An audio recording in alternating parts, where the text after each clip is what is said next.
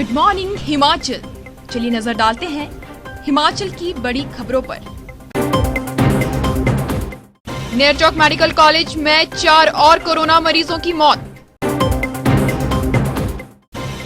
दिवाली पर आग से निपटने के लिए ऊना में फायर ब्रिगेड हाई अलर्ट। मुसीबत में डायल करें 101। 15 नवंबर को भारी बारिश की चेतावनी, 17 तक खराब बना रहेगा मौसम। पंचरुखी में जाम ने किया दिवाली का मजा किरकिरा, लोग बोले आखिर किससे लगाएं गुहार। और अब खबरें विस्तार से।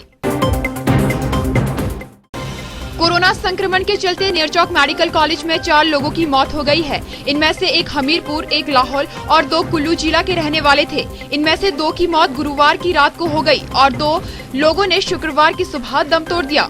हमीरपुर जिला के नादौन क्षेत्र से 70 वर्षीय व्यक्ति को 12 तारीख को नेरचौक मेडिकल कॉलेज में उपचार के लिए लाया गया था और रात करीब 10:15 बजे इनका निधन हो गया। कुल्लू जिला के सुल्तानपुर मठ क्षेत्र के 64 वर्षीय व्यक्ति को 5 तारीख को उपचार के लिए नेरचौक मेडिकल कॉलेज में लाया गया था। गुरुवार की रात को 11 बजे के करीब इनका भी निधन हो गया।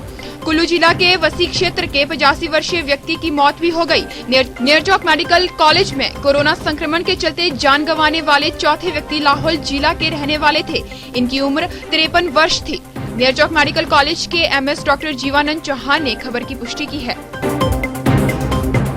दिवाली के मौके पर आग जैसी आपदा पर काबू पाने के लिए अग्निशमन केंद्र ऊना हाई अलर्ट हो गया है। अग्निशमन केंद्र में 3 फायर गाड़ियां हैं व 1 फायर बाइक है। अग्निशमन अधिकारी नितिन धीमान के नेतृत्व में 30 फायर फाइटर आग से निपटने के लिए रेडी किए गए हैं।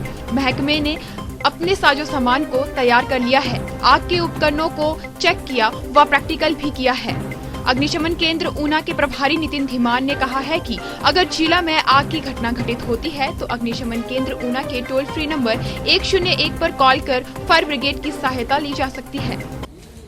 फायर ब्रिगेड ऊना की तरफ से सभी को दिवाली की हार्दिक शुभकामनाएं। फायर ब्रिगेड के कर्मचारियों की आजकल सरकार ने छुट्टियां बंद की हुई हैं 11 से 15 नवंबर तक। हम नहीं चाहते कोई भी आगजनी घटना हो। अगर बाई चांस दिवाली में कहीं आगजनी घटना होती है तो फायर ब्रिगेड के कर्मचारी 24 घंटे उस आगजनी घटना के निपटने के लिए तैयार है। फायर ब्रिगेड को ऊना की एक गाड़ी पेट्रोल पंप बेदी में लगेगी जो किसी भी आगजनी घटना से निपटने के लिए तैयार रहेगी। हम नहीं चाहते इस दिवाली में कोई आगजनी घटना हो। अगर होती है तो फायर ब्रिगेड 24 घंटे इस आग से घटना निपटने के लिए तैयार रहेगा।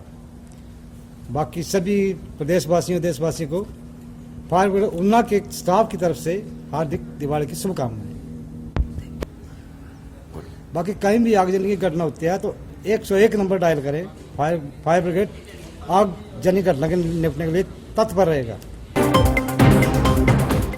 हिमाचल में अभी तक बारिश का दौर शुरू नहीं हो पाया है, लेकिन मौसम विज्ञान केंद्र शिमला ने 13 नवंबर से पश्चिमी विक्षोभ की सक्रियता से मौसम में बदलाव आने की संभावना जताई है। प्रदेश के कई क्षेत्रों में 15 नवंबर को भारी बारिश और बर्फबारी की चेतावनी जारी की गई है। इसके साथ मैदानी और मध्यवर्ती क्षेत्रों के लिए येलो अलर्ट भी जारी किया गया है।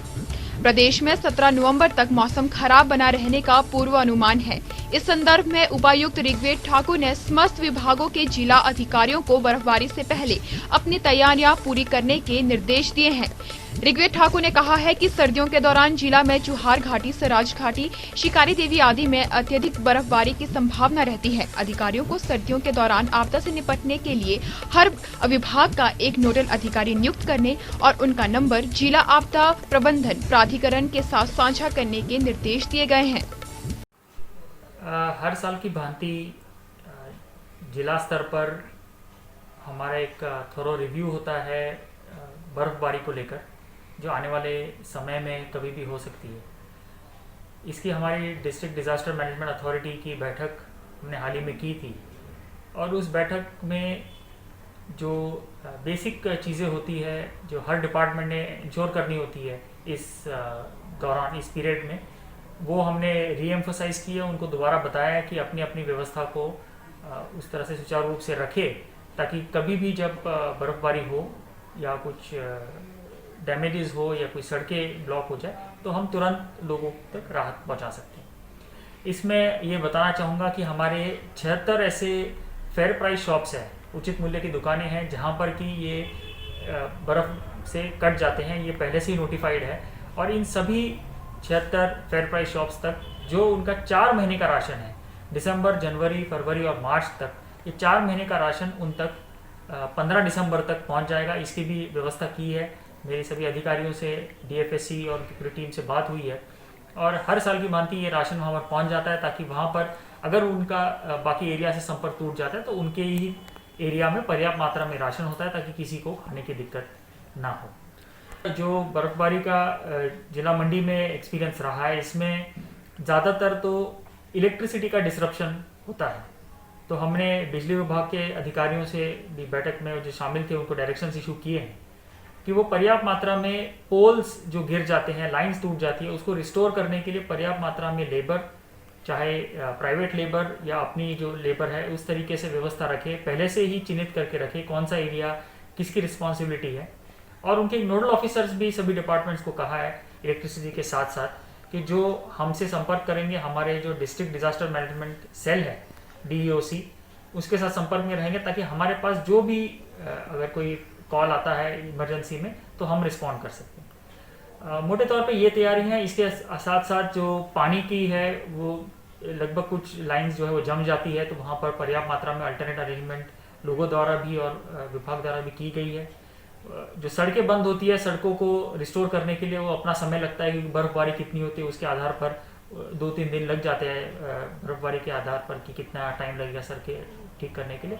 पर वो PWD की अपनी तैयारी है, मशीनरी उनकी भी, प्राइवेट प्लेयर्स की भी मशीनरी डिप्लॉयड है, ताकि वहाँ पर रिस्टोर किया जा सके। छोटी दीपावली पर पंचरुखी बाजार में वाहनों सहित सैकड़ों लोगों का जमावड़ा लगा रहा। बाजार सड़कों तक सजे हुए थे तो वाहन बेतरतीब जमे हुए थे, जिसके चलते जाम पर जाम बार बार लग रहा था, जो पर्व को फीका व बदरंग किए हुए था। पंचरुखी चौक से अंद्रेटा मार्ग व पहाड़ा मार्ग पर घंटों जाम से भारी परेशानी हो रही है। सुबह सायं पंचरुखी चौक से तीनों दिशाओं में दर्जनों वाहन सड़क किनारे बेतरतीब खड़े हुए नजर आते हैं। इन वाहनों को हटाने वाला कोई नजर नहीं आता। आलम यह है कि 2 मिनट का सफर घंटों में तब्दील हो जाता है। लोग कहते हैं कि कहने को पंचरुखी को थाने का दर्जा है, पर बाजार में व्यवस्था के लिए कोई भी नजर नहीं आता। सवाल ये है कि आखिर किससे गुहार लगाए।